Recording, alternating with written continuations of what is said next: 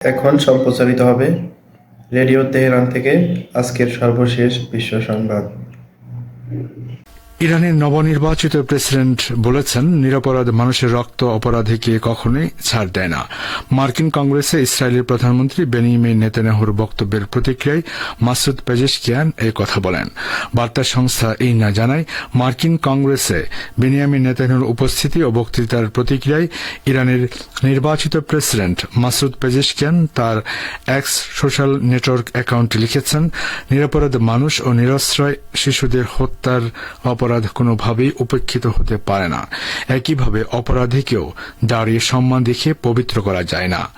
আমেরিকায় বেনিয়ামিন নেতানিয়াহুর উপস্থিতি নিয়ে সেদেশের জনগণের ব্যাপক প্রতিবাদ সত্ত্বেও কংগ্রেসে ইসরায়েলের প্রধানমন্ত্রীর বক্তৃতাকালে প্রতিনিধিরা তাকে কয়েকবার উৎসাহিত করেছে। নেতানিয়াহু গতকাল গাজা উপত্যকায় ফিলিস্তিনিদের দুর্বিষহ অবস্থার কথা বিন্দুমাত্র উল্লেখ না করে ইরান এবং ফিলিস্তিনি জাতি সম্পর্কে যথারীতি কিছু অপ্রাসঙ্গিক দাবি করেছেন। গাজা উপত্যকায় ইহুদিবাদী ইসরায়েলের পাশবিকতা এখনও অব্যাহত রয়েছে। সর্বশেষ পরিসংখ্যান অনুসারে 7 অক্টোবর 2023 সাল থেকে 39,000-এর বেশি ফিলিস্তিনি শহীদ হয়েছে এবং 89,000-এরও বেশি আহত হয়েছে।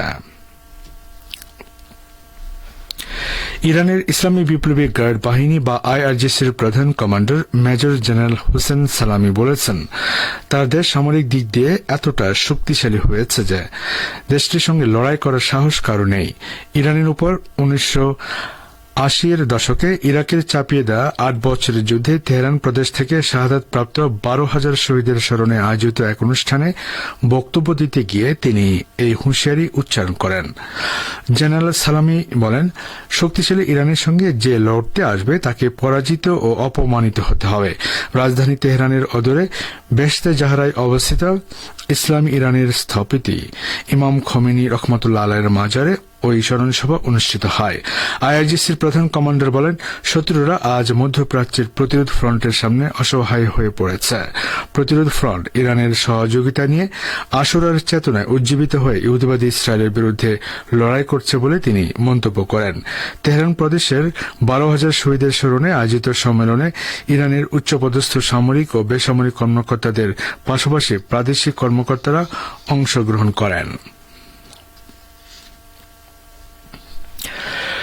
ফিলিস্তিনিদের বিভিন্ন দল উপদলের মধ্যকার বিভেদ নিরসন সহ একটি জাতীয় ঐক্যের সরকার গঠনের লক্ষ্যে চীনের মধ্যস্থতায় যে চুক্তি হয়েছে তাকে স্বাগত জানিয়েছে ইরান। ওই চুক্তিকে জাতীয় ঐক্যের পথে একটি মূল্যবান পদক্ষেপ বলে অভিহিত করেছে তেহরান। আজ সোশ্যাল মিডিয়া প্ল্যাটফর্ম এক্সে প্রকাশিত একটি পোস্টে ইরানের পররাষ্ট্র মন্ত্রণালয়ের মুখপাত্র নাসের কানেয়ানি ওই মন্তব্য করেন। তিনি লিখেছেন, জাতীয় ঐক্যের প্রতি গুরুত্বারোপ করে বেইজিংয়ে ফিলিস্তিনি দলগুলোর সাম্প্রতিক বৈঠকটি একটি যথার্থ ও মূল্যবান পদক্ষেপ। তিনি আরও বলেন, ইরান বর্ণবাদী ইসরায়েলের মোকাবেলায় ফিলিস্তিনি প্রতিরোধকামীদের মধ্যকার ঐক্যের যে কোনো পদক্ষেপকে স্বাগত জানাবে। তিনি আরও বলেন, তেহরান পবিত্র আল কুদসকে রাজধানী করে একটি স্বাধীন ফিলিস্তিন রাষ্ট্র প্রতিষ্ঠার জন্য সম্মিলিত ফিলিস্তিনি প্রচেষ্টাকে সমর্থন করে। 2007 সাল থেকে নিজেদের মধ্যে রাজনৈতিক বিভাজনের অবসান ঘটাতে চীনের রাজধানী বেইজিংয়ে 3 দিনের নিবিড় আলোচনার পর মঙ্গলবার ফিলিস্তিনি দলগুলো একটি সমঝোতা চুক্তিতে পৌঁছেছে। সেখানে গাজা ভিত্তিক হামাস ও পশ্চিম তীর ভিত্তিক ফাতাহ আন্দোলন একটি সমঝোতা চুক্তিতে পৌঁছান। চুক্তি অনুসারে গাজা যুদ্ধের পর 2 দল মিলে একটি জাতীয় সরকার গঠন করবে। চীনের পররাষ্ট্রমন্ত্রী ওয়াং ই এই বৈঠকের কথা উল্লেখ করেন।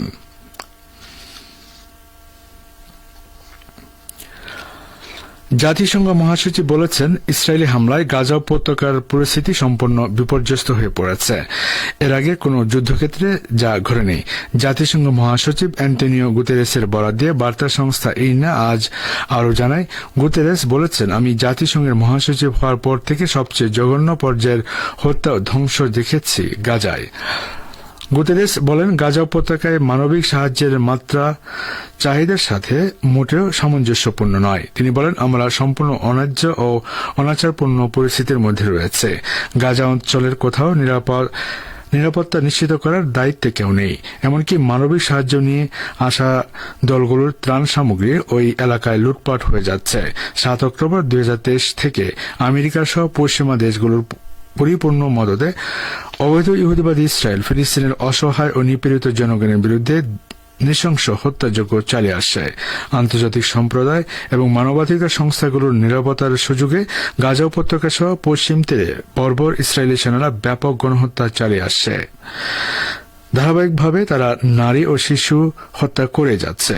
গাজার স্বাস্থ্য মন্ত্রণালয় জানিয়েছে 7 অক্টোবর থেকে গাজা উপত্যকায় ইসরায়েলি গণহত্যায় শহীদ ফিলিস্তিনিদের সংখ্যা 39,175 এবং আহতের সংখ্যা 90,403 জনে পৌঁছেছে। শ্রোতা বন্ধুরা, আপনারা বিশ্ব সংবাদ শুনছেন রেডিও তেহরান থেকে, আর প্রচারিত হচ্ছে বাংলাদেশ ও ভারতে একযোগে 25 মিটার ব্যান্ডে। বাংলাদেশের প্রধানমন্ত্রী শেখ হাসিনা বলেছেন, শিক্ষার্থীদের আমি রাজাকার বলিনি, আমার বক্তব্যকে বিকৃত করা হয়েছে। আজ সকালে ক্ষতিগ্রস্ত বাংলাদেশ টেলিভিশন ভবন পরিদর্শনে গিয়ে তিনি একথা বলেন। তিনি বলেছেন, মুক্তিযুদ্ধ এবং মুক্তিযোদ্ধার পরিবারের দিকে যেন তাদের বেশি ক্ষোভ। আমি তো তাদের রাজাকার বলিনি, তারা নিজেরাই স্লোগান দিয়ে নিজেদেরকে রাজাকার হিসেবে পরিচিত করল সকলের কাছে। মেট্রো রেল, বিটিভি সহ বিভিন্ন স্থাপনা ধ্বংসের প্রসঙ্গ উল্লেখ করে প্রধানমন্ত্রী বলেন, যারা এসবের সঙ্গে জড়িত সারা বাংলাদেশের আনাচে কানাচে যে যেখানে আছে তাদের খুঁজে বের করুন, তাদের শাস্তির ব্যবস্থা করার জন্য সহযোগিতা করুন। আমি দেশবাসীর কাছে এই আহ্বান জানাচ্ছি।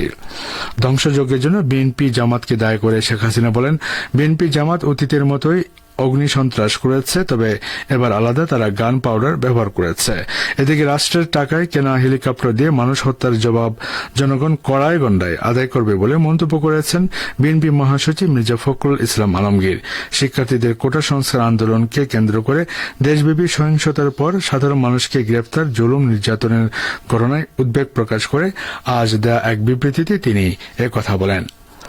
মির্জা ফখরুল বলেন, সরকারি চাকরিতে বৈষম্য বিরোধী আন্দোলনে শিক্ষার্থীদের ওপর সরকার দলীয় সন্ত্রাসী আইন শৃঙ্খলা বাহিনী যৌথভাবে হামলা চালিয়ে ইতিহাসে হতাহতের যে বর্বরোচিত নজির স্থাপন করেছে তা দেশ বিদেশের সব স্বৈরাচারের নির্মম নিষ্ঠুরতাকেও হার মানিয়েছে। কলকাতা হাইকোর্ট জানিয়েছে, পশ্চিমবঙ্গের মুখ্যমন্ত্রী মমতা বন্দ্যোপাধ্যায় রাজ্যপাল সিভি আনন্দ বোস সম্পর্কে যেকোনো মন্তব্য করতে পারবেন, তবে সেই মন্তব্যের মাধ্যমে যাতে কোনোভাবে রাজ্যপালের মানহানি না হয় সেটা খতিয়ে দেখতে হবে। বিচারপতি ইন্দ্রপ্রসন্ন মুখোপাধ্যায়ের ডিভিশন বেঞ্চ আজ এই রায় দিয়েছে। ডিভিশন বেঞ্চের রায়ের পর মামলা ফেরত গেল একক বেঞ্চের বিচারপতি কৃষ্ণা রাওয়ের এজলাসে। হলফনামা আদান প্রদানের পরে নতুন করে শুনানি করে চূড়ান্ত সিদ্ধান্ত নেবে একক বেঞ্চ। রাজ্যপালের বিরুদ্ধে মুখ্যমন্ত্রী সহ 4 তৃণমূল নেতা 14 আগস্ট পর্যন্ত কোনো মানহানিকর মন্তব্য করতে পারবেন না, এই মর্মে অন্তর্বর্তী নির্দেশ দেন বিচারপতি কৃষ্ণা রাও। সেই নির্দেশকে চ্যালেঞ্জ করে ডিভিশন বেঞ্চের দ্বারস্থ হন মুখ্যমন্ত্রী সহ 4 তৃণমূল নেতা। আজ আদালত তার পর্যবেক্ষণে জানায়, একজন মানুষের মর্যাদা অত্যন্ত স্পর্শকাতর এবং পবিত্র বিষয়, সেটাকে রক্ষা করার জন্য আইনে সংস্থান রয়েছে। আবার মানুষের বাক স্বাধীনতা খর্ব করা যায় না, যদিও এই বাক স্বাধীনতার কিছু কিছু সীমাবদ্ধতা আছে। একই সঙ্গে সত্যি জানার অধিকার সবার আছে, যদিও এই সত্য প্রকাশের ক্ষেত্রে মুখ্যমন্ত্রী বা উচ্চ পদে থাকা ব্যক্তিদের অনেক বেশি দায়িত্বশীল থাকতে হবে।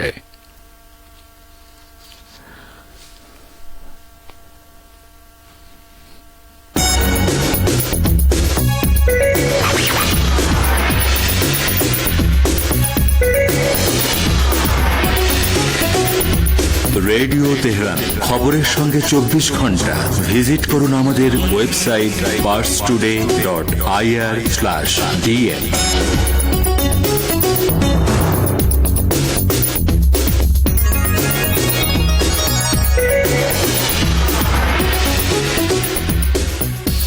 আবারও ফিরছি বিশ্ব সংবাদে।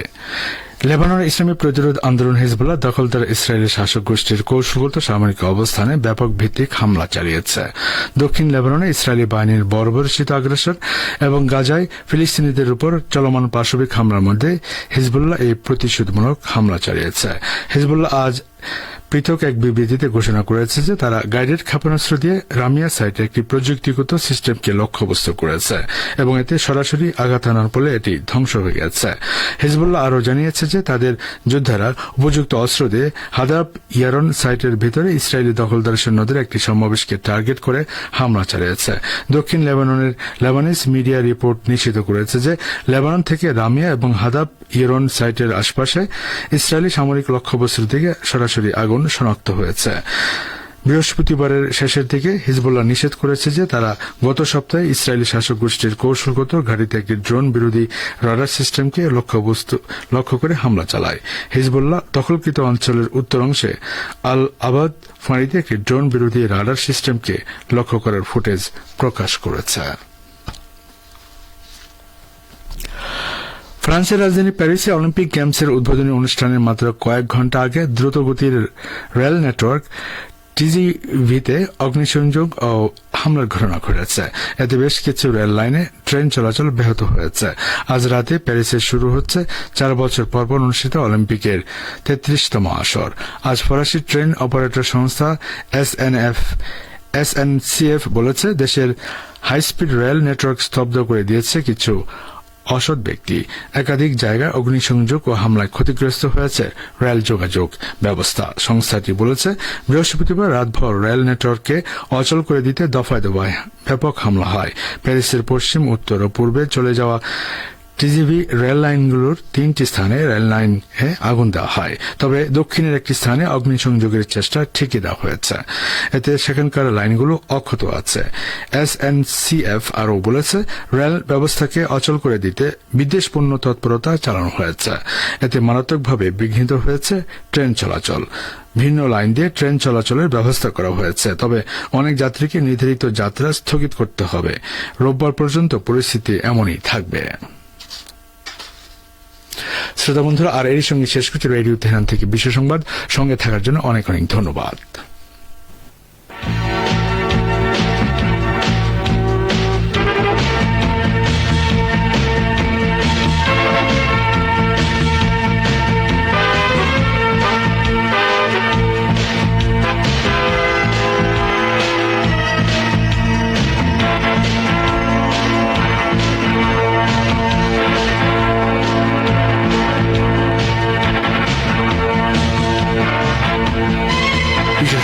রেডিও তেহরান থেকে আমন্ত্রণ জানাচ্ছি সংবাদ ভাষণ অনুষ্ঠান দৃষ্টিপাত। ওয়াশিংটন সফরে মার্কিন কংগ্রেসের যৌথ অধিবেশনে একটি অসত্য ও আক্রমণাত্মক মন্তব্যে ভরা ভাষণ দিয়েছেন ইহুদিবাদী ইসরায়েলের যুদ্ধবাজ প্রধানমন্ত্রী বেনিয়ামিন নেতানিয়াহু। তার এই ভাষণের প্রতিক্রিয়া জানিয়েছেন ইরানের পররাষ্ট্র মন্ত্রণালয়ের মুখপাত্র নাসের কানানি এবং ফিলিস্তিনের ইসলামী প্রতিরোধ আন্দোলন হামাসের সিনিয়র নেতা সামি আবু জোহরি। এ সম্পর্কে এখন শুনবেন আমাদের ভাষ্যকারের একটি পর্যালোচনা, পরে শোনাচ্ছেন সহকর্মী আশরাফুর রহমান। ওয়াশিংটন সফরে গিয়ে বুধবার মার্কিন কংগ্রেসের যৌথ অধিবেশনে ভাষণ দিয়েছেন ইহুদিবাদী ইসরায়েলের যুদ্ধবাজ প্রধানমন্ত্রী বেনিয়ামিন নেতানিয়াহু। ওই ভাষণে তিনি ফিলিস্তিনের গাজায় চলমান যুদ্ধ শেষে মধ্যপ্রাচ্যে ইরানের প্রভাব মোকাবেলায় যুক্তরাষ্ট্র ও ইসরায়েল মিলে নতুন একটি জোট গড়ার আহ্বান জানান। ইরানের পররাষ্ট্র মন্ত্রণালয়ের মুখপাত্র নাসের কানানি মার্কিন কংগ্রেসে নেতানিয়াহুর ওই বক্তব্যের প্রতিক্রিয়া জানিয়েছেন। বলেছেন, অবৈধ ইসরায়েলের শীর্ষ অপরাধী বেনিয়ামিন নেতানিয়াহু গাজায় 9 মাস ধরে গণহত্যা ও শিশু হত্যার পর তাদের প্রধান মদতদাতা আমেরিকায় রয়েছেন। ইরানের পররাষ্ট্র মন্ত্রণালয়ের মুখপাত্র নাসের কানানি চাপি ইহুদিবাদী ইসরায়েলের প্রধানমন্ত্রী বেনিয়ামিন নেতানিয়াহুর সফরের কথা উল্লেখ করে তার অফিসিয়াল এক্স অ্যাকাউন্টে একটি পোস্ট দিয়েছেন। পোস্টে তিনি লিখেছেন, অবৈধ রাষ্ট্র ইসরায়েলের প্রধানমন্ত্রী গাজায় 9 মাস ধরে গণহত্যা ও শিশু হত্যার মতো অপরাধ করেছেন। সেই শীর্ষ অপরাধী এখন তার মদতদাতাদের কাছে রয়েছেন।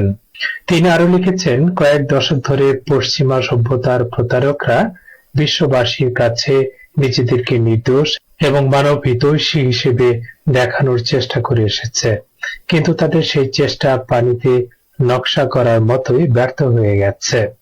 কেননা ইসরায়েলের পৃষ্ঠপোষকতা করার মধ্য দিয়ে আমেরিকার রাজনীতির বিভৎস এবং হিংস্র চেহারা বিশ্বের কাছে প্রকাশ হয়ে গেছে।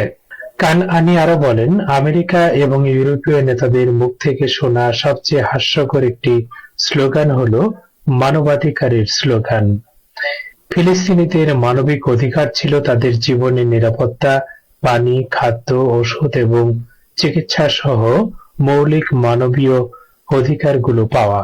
গাজা উপত্যকা এবং পশ্চিম তীরে বিশ্ববাসীর চোখের সামনে সবচেয়ে ভয়ঙ্কর ভাবে তাদের ওই অধিকারগুলো পদদলিত করা হয়েছে এবং হচ্ছে।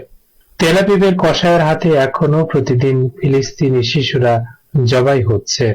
এত সব অপরাধের পরও আমেরিকার সরকার এবং কংগ্রেস ওই জল্লাদ নেতানিয়াহুকে স্বাগত জানিয়েছে। এদিকে হামাসের জ্যেষ্ঠ নেতা সামি আবু জুহরি বলেছেন, ইসরায়েলের প্রধানমন্ত্রী বেনিয়ামিন নেতানিয়াহু মার্কিন কংগ্রেসে যে ভাষণ দিয়েছেন তাতে তিনি একটি যুদ্ধবিরতি চুক্তিতে উপনীত হতে চান না বলে মনে হয়েছে। বুধবার এক সাক্ষাৎকারে জুহরি বলেছেন, নেতানিয়াহুর ভাষণ ছিল মিথ্যায় ভরা। প্রতিরোধের মুখে ব্যর্থতা এবং পরাজয় ঢাকতে তার সেনাবাহিনী গাজার জনগণের বিরুদ্ধে যে গণহত্যা ও যুদ্ধ অপরাধ করেছে তার ওই ভাষণ সেগুলো ঢাকতে সফল হবে না। যে কোনো পক্ষ থেকে ইসরায়েলের সঙ্গে কোনো ধরনের জোট শহীদদের রক্তের সঙ্গে বিশ্বাসঘাতকতা করা হবে বলেও যোগ করেন তিনি। অবৈধ ইসরায়েলের প্রধানমন্ত্রী বুধবার পার্লামেন্টে বক্তব্য রাখার সময় মার্কিন কংগ্রেসের 128 জন প্রতিনিধি বেনিয়ামিন নেতানিয়াহুর বক্তৃতা বয়কট করেছিলেন। তারা ওই বৈঠকে যোগ দেননি। তবে মিশিগানের মুসলিম ডেমোক্রেট প্রতিনিধি রাশিদা তালিব কংগ্রেসে উপস্থিত ছিলেন। তার হাতে ছিল একটি প্ল্যাকার্ড। প্ল্যাকার্ডের এক পাশে লেখা ছিল গণহত্যার অপরাধী এবং অপর পাশে লেখা ছিল যুদ্ধাপরাধীকে গ্রেপ্তার করতে হবে। মার্কিন কংগ্রেসে নেতানিয়াহুর উপস্থিত। এতক্ষণ যারা আমাদের সংবাদটি শুনলেন সবাইকে অসংখ্য ধন্যবাদ। আমাদের নিয়মিত ভিউয়ার যারা আছেন তাদের 82% ভিউয়ার্স এখনও আমাদের চ্যানেলটি সাবস্ক্রাইব করেননি। সো যারা আমাদের চ্যানেলটি এখনও সাবস্ক্রাইব করেননি দয়া করে সাবস্ক্রাইব করে দিন এবং নিয়মিত আমাদের পাশে থাকবেন আশা করি। ধন্যবাদ সবাইকে।